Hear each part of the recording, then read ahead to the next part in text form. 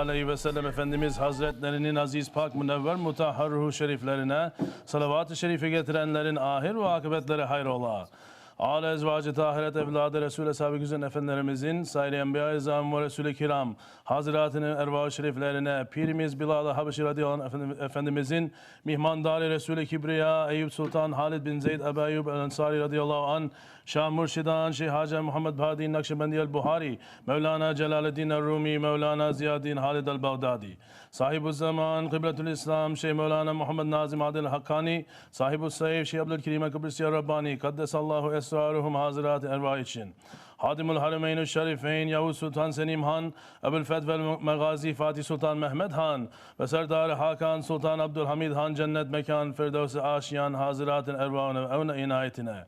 Alel husus bu caminin bahanesi ve bugüne kadar içerisinden gelmiş geçmiş İmam Müezzin Kayyım cemaatinin ve kafi ehli iman ervah için, Allah rızası için El Fatiha. Euzubillahimineşşeytanirracim. BismillahiRehmannirRahim. İnna Allah ve melâiketehu yusallûne alen nebi. Ya eyyühellezîne amenû sallu aleyhi ve sellimû teslîmâ. Allahümme salli ala seyyidina Muhammedin ve ala ali seyyidina Muhammed. Allahu Ekber, Allahu Ekber. Allahu Ekber, Allahu Ekber. Eşhedü en la ilahe illallah. Eşhedü en la ilahe illallah. Eşhedü enne Muhammeden Resulallah. Eşhedü enne Muhammeden Resulallah. Hayya ale's-salâh. Hayya ale's-salâh. Hayya alel-felâh. Hayya alel-felâh. Allahu Ekber, Allahu Ekber. La ilahe illallah. La ilahe illallah. Seyyidina Mevlana Muhammed Resulullah sallallahu aleyhi ve sellem. Elhamdülillah, elhamdülillah, elhamdülillahi Rabbil alemin. Ve salatu ve selamu ala Resulina Muhammedin ve ala alihi ve sahbihi ecmain.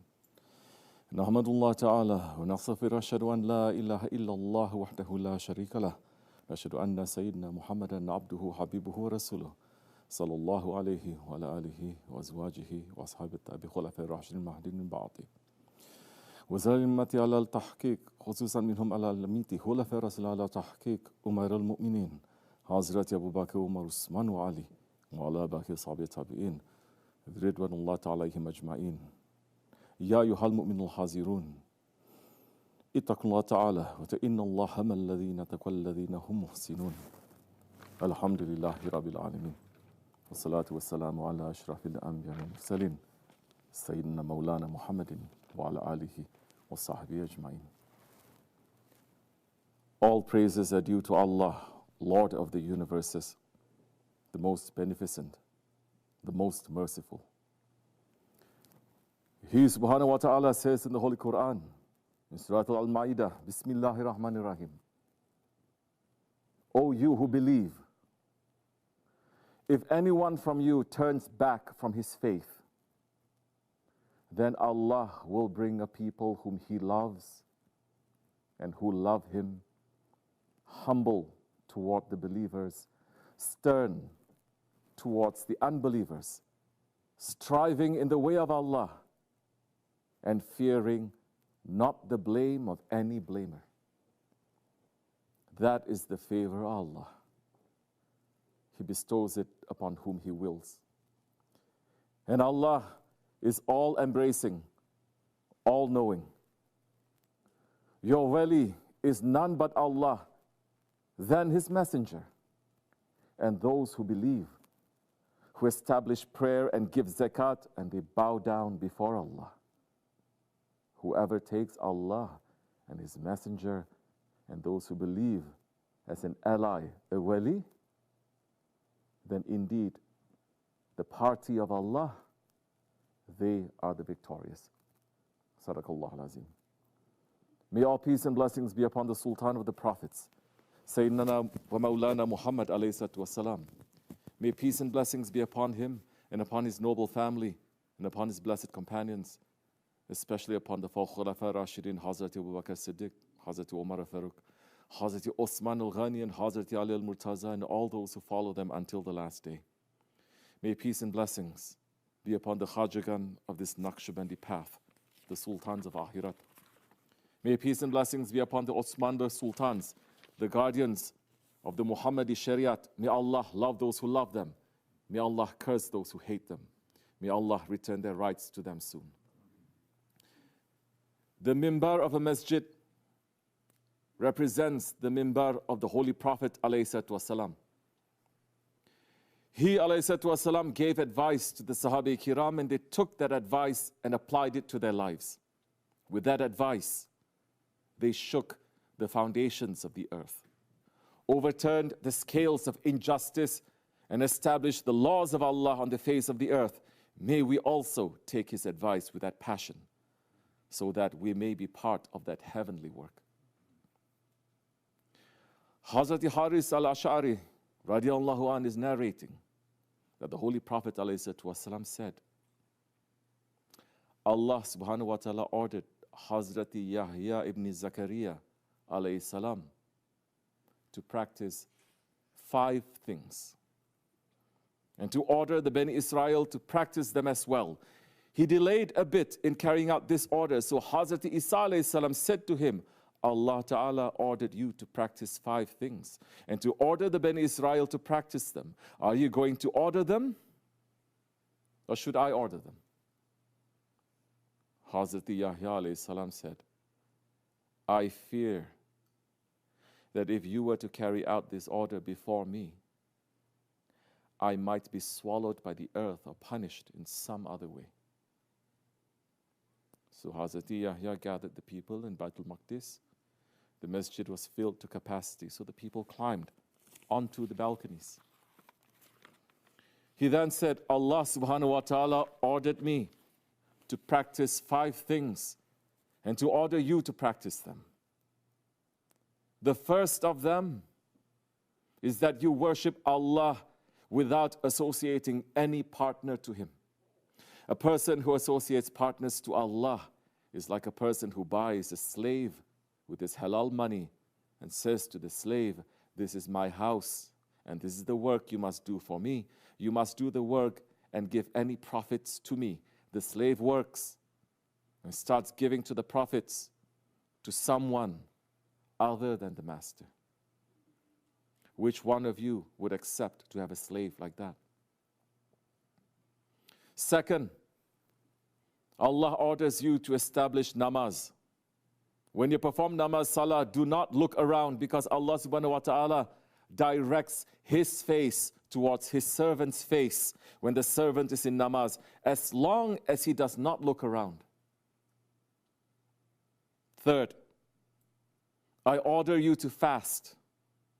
The example of fasting is like that of a person who is with a group of people and he has with them a container of musk.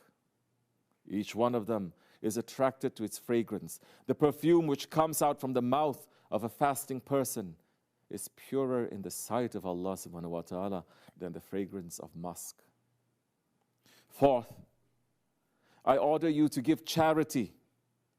The example of charity is like that of a person who is captured by the enemy. They tie his hands to his neck and push him forward in order to chop off his neck. He says to them, I will pay you ransom, no matter how much you want, in order to free myself. And so he frees himself from them by paying them that ransom that is charity.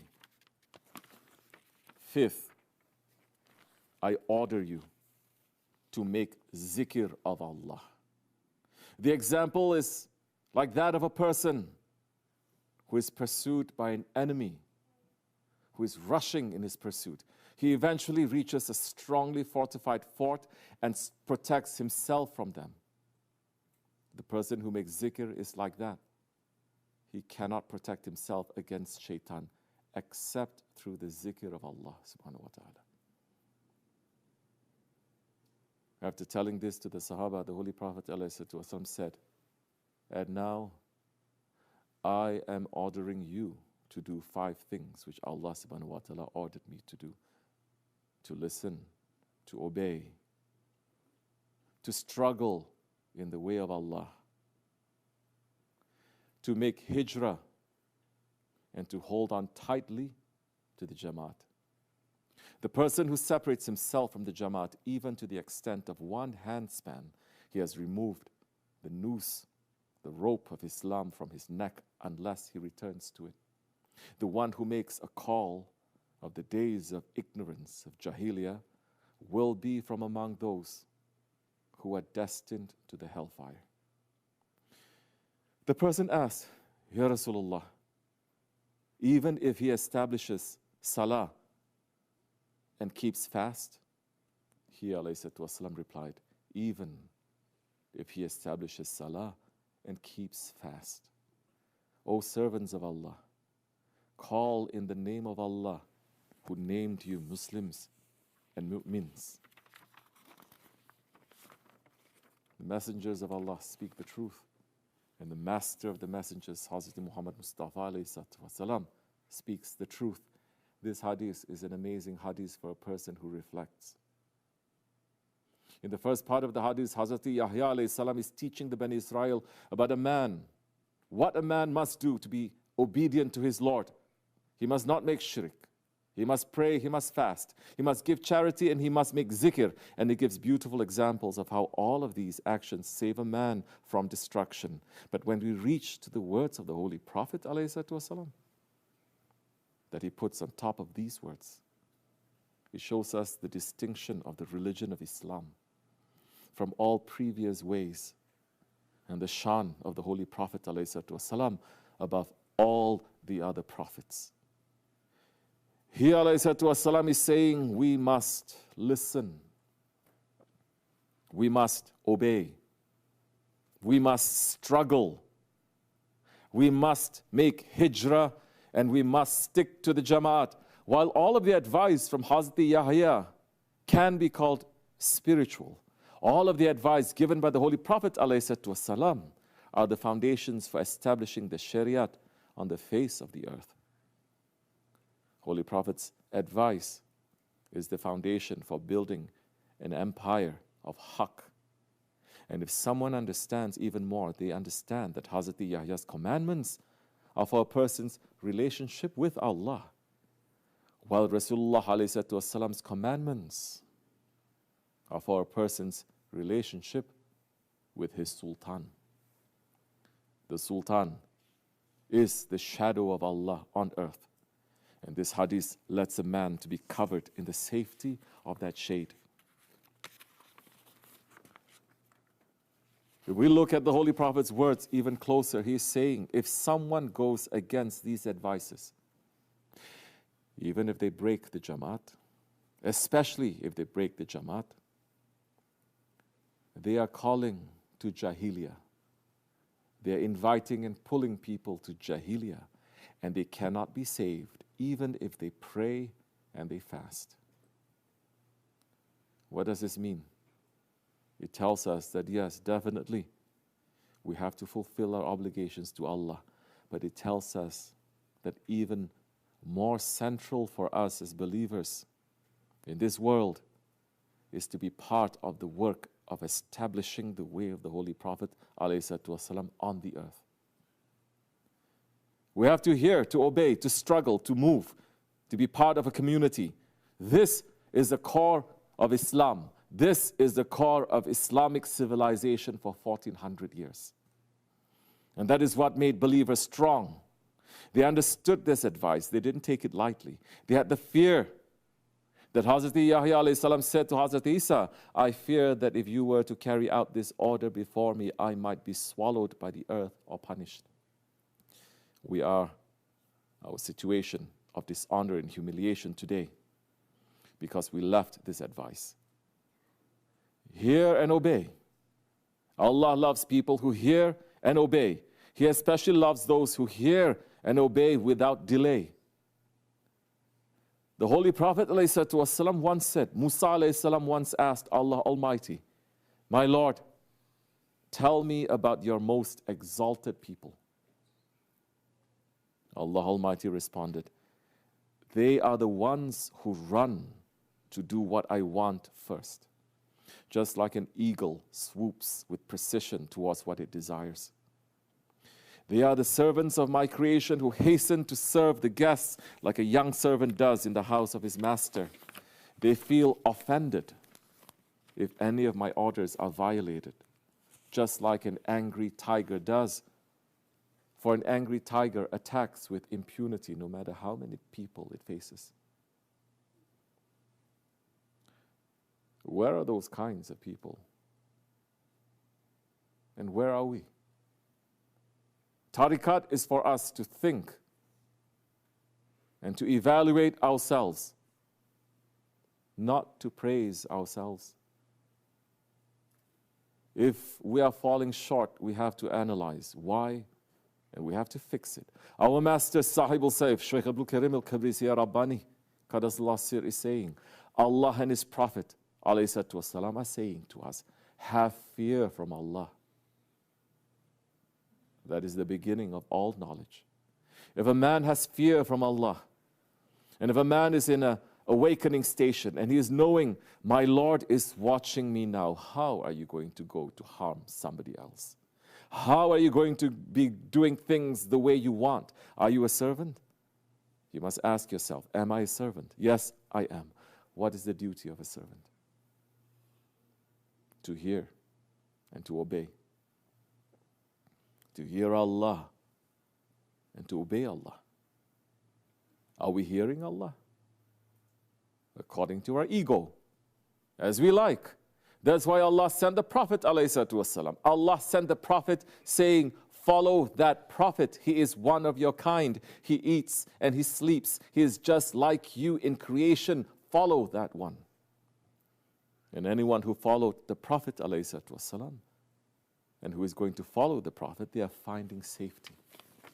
Following the Prophet is following his orders, trying to follow his lifestyle, trying to run away from the things that he forbid us, and you must run to do the things that he has ordered to us.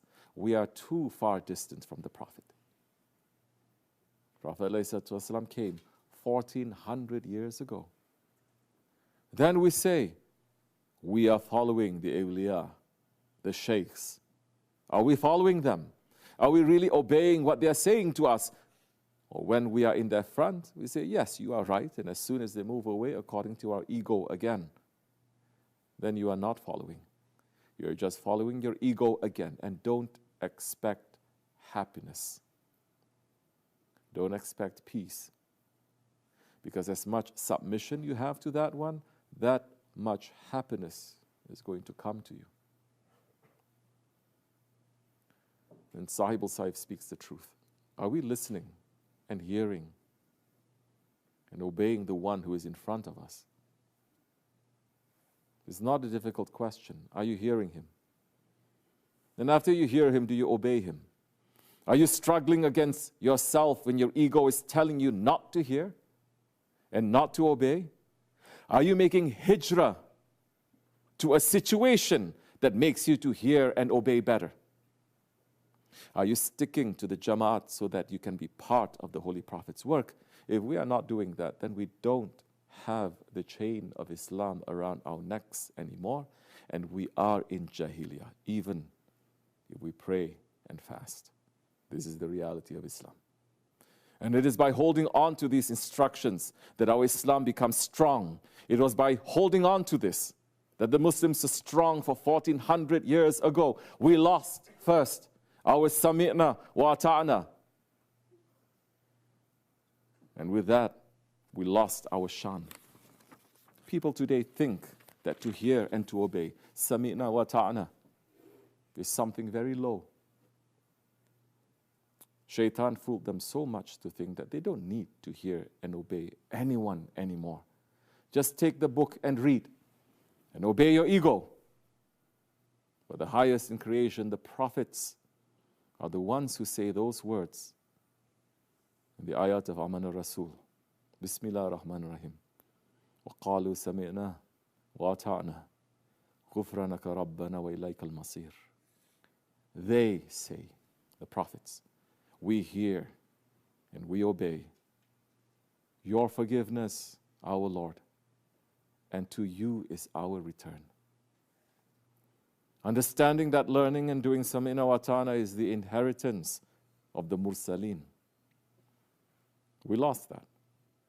But when we had it, when we had the Sami'na Ata'na to the shadow of Allah on earth, who is protecting the rights of everyone, protecting the rights of Allah and His Prophet ﷺ, we had honor from the paradises. We are passing through those days when we are remembering one of the lions of Islam, Ulu Haqqan Sultan Abdul Hamid Han, Jannat Makan.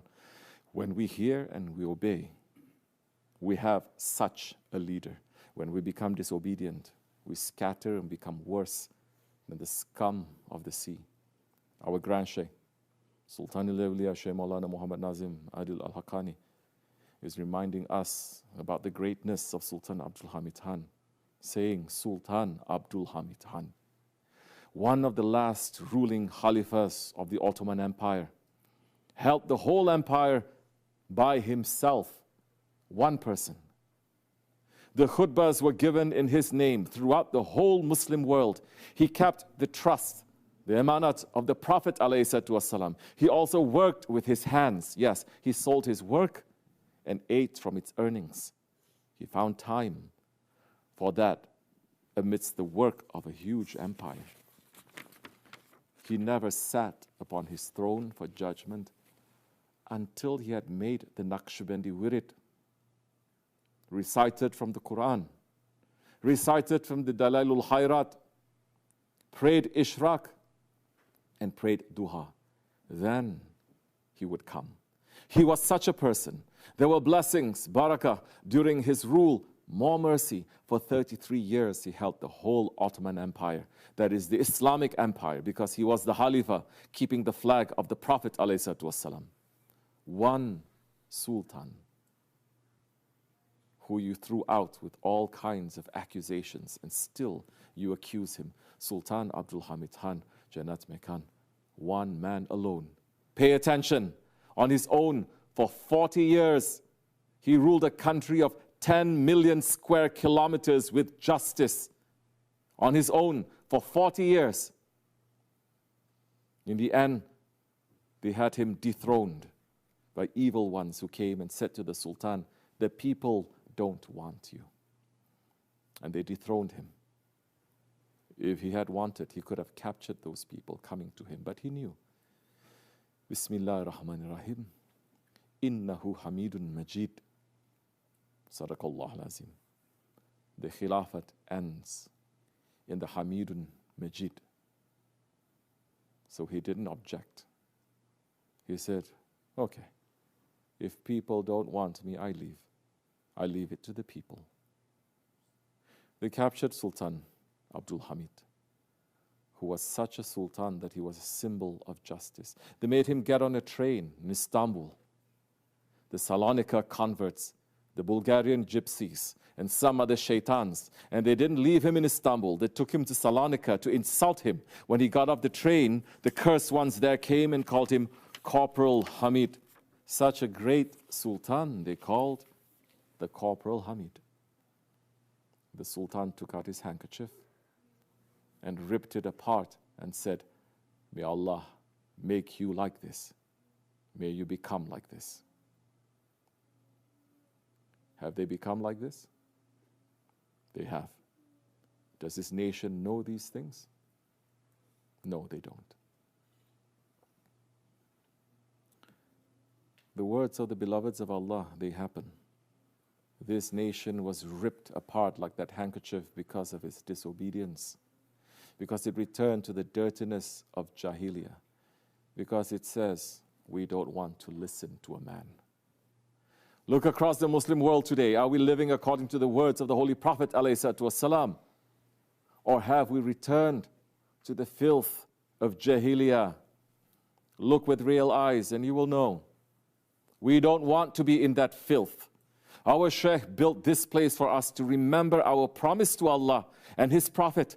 He built this place for us to remember our promise to the inheritors. He built this place for us to honor and remember our glorious grandfathers. If we are here and we are not living according to that, we are wasting our time. And to waste time is haram. Don't look at the work that we are doing here with your small eyes and small mind. There is no such thing as a small good deed in the eyes of Allah subhanahu wa ta'ala anyway. Look at it from the eyes of your Shaykh. When you do that, you will realize that even moving one stone in this holy place is putting you into the work of the Khilafat and Hazrat Mahdi alayhi salam. SahibulSaif is saying, you must apply Islam to your life, to your daily life, to your house life, morning to evening, to work, to outside, to friendship, and to everywhere. You must apply it. Otherwise, don't expect changes. You must make the changes. You must make the changes to yourself. If you're not making it, then no magic is going to happen to you. Then waiting for Mahdi alayhi salam or waiting for anyone else will be just words. That means that you're not really believing in Mahdi alayhi salam, because the biggest reasons of Mahdi alayhi salam's coming back is to remove Muslims, the people who have faith, away from that low station that they put themselves, to carry Islam back up, to stand up again. That's why he is coming. And the only way to do that is to turn back to the traditions, back to the lifestyle of the Holy Prophet ﷺ. For 100 years now, every time this nation dropped something from the Holy Prophet, every time they dropped one sunnat, they replaced it with something else. And what they replaced it with is these Western ideologies, with these Western ideas. Check your daily life, and you're going to find how many wrong things you are doing. And check your intention. When you are getting up early in the morning, check yourself. Are you saying, "Oh my Lord, I just woke up. You gave me this life back, and I'm intending and I'm promising to live for you." Are you doing it? Check yourself every single day. That time you understand if you're living for Islam or if you're living for your ego. Anyone who lives for Islam, the Ahir must be better than today. May we live for Islam. May we work for Islam. May we sacrifice for Islam. May we be part of the mission of the Holy Prophet ﷺ. May we carry the work of our Shaykh. May we see the flag of Rasulullah ﷺ rise again. May Allah raise the station of Sultan Abdul Hamid Khan. May we be with our Shaykh, our Ottoman Shaykh, in this life and next life. Amin. Amin. Amin. Astaghfirullah. Astaghfirullah. Astaghfirullah. Lazim. Lazim. La ilaha illa wa al-hayyul qayyum wa atubu ilayh. لا إله إلا الله وحده لا شريك له له الملك والحمد لله شيء قدير لا إله إلا الله وحده لا شريك له له الملك لا إله إلا الله وحده لا شريك له له الملك لا إله إلا أنت سبحانك كنت من الظالمين لا إله إلا أنت سبحانك كنت من الظالمين لا إله إلا أنت سبحانك كنت من الظالمين